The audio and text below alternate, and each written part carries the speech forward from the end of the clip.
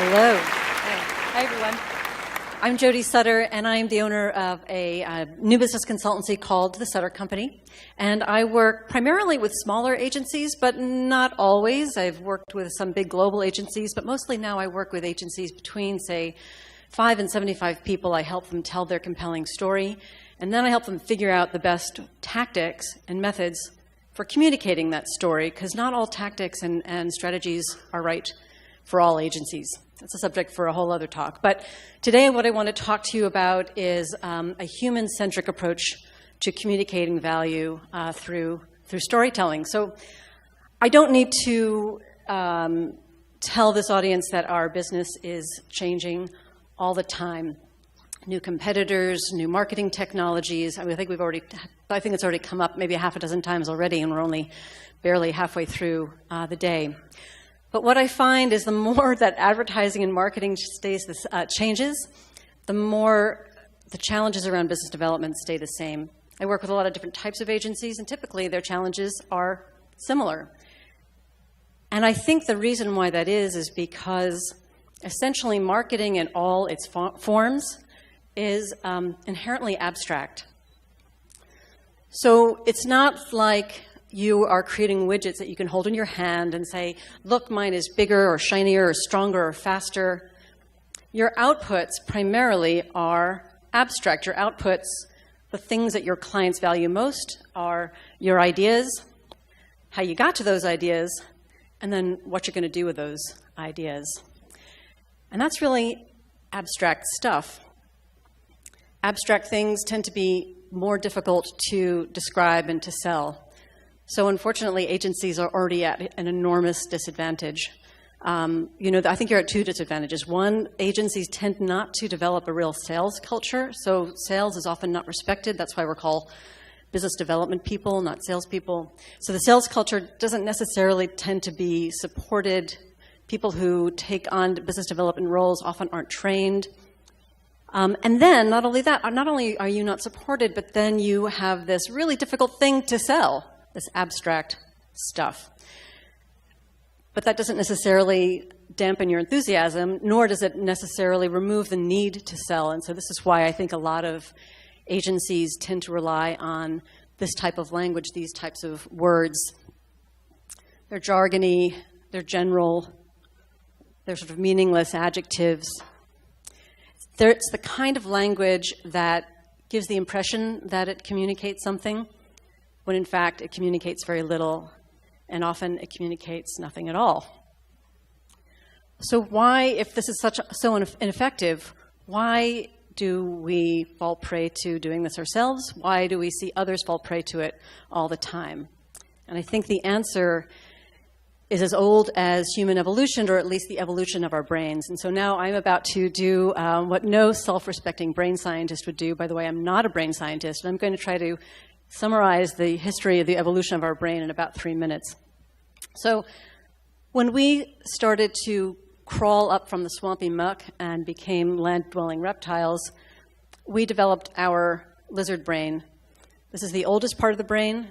It's responsible for primitive instincts like fear and aggression and pleasure. It's also where incoming messages are stopped and greeted. So incoming messages are stopped by the lizard brain, filtered, and then determined, is this a threat or is this something that's safe? Yes or no, go, no go. So that's our lizard brain. And then as we developed into mammals, we developed logically enough, the mammal brain or the midbrain, and this is the part of the brain that's responsible for social interaction, emotional bonding, things like that. And then as we developed into primates, we developed the primate brain, the neocortex, the most highly evolved part of our brain. And the neocortex is responsible for complex problem solving, for languages, for reasoning, and for abstraction. So there's that word again. And as I was starting to say about the incoming messages, when we are confronted with incoming messages, we tend to process them in the same way our brain evolved. So the lizard brain greets those messages and filters them based on safety, threat, or non-threat. Then the mammal brain says, do I like this person now that she's opened up her mouth and is starting to talk to me? Do I like her better? Do I like her worse? And then finally, it gets up to the problem-solving primate brain. So our challenge is to get beyond that lizard brain, because the thing is that lizard brain is really good at keeping our bodies alive and safe and intact, but it's terrible at complex problem solving. So incoming messages, first on survival, then on social relationships, and then on problem solving. So now let's go back to the fact that we're agencies and where our output is abstract. So when we need to create a pitch, we go right to, I feel like I'm in some disco lights, but I think it's okay. We go right to our primate brain to develop the pitch. So we go right to that part of our brain that we say it's going to help us figure out how to take abstract and make it turn into something persuasive. But instead, what we end up with something like this.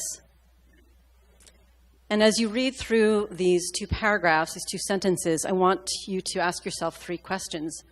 The first question is, how hard do I have to work to read this? And if you're being contrary, your answer might be, well, not that hard. It's not that bad. And you're right, I have seen a lot worse.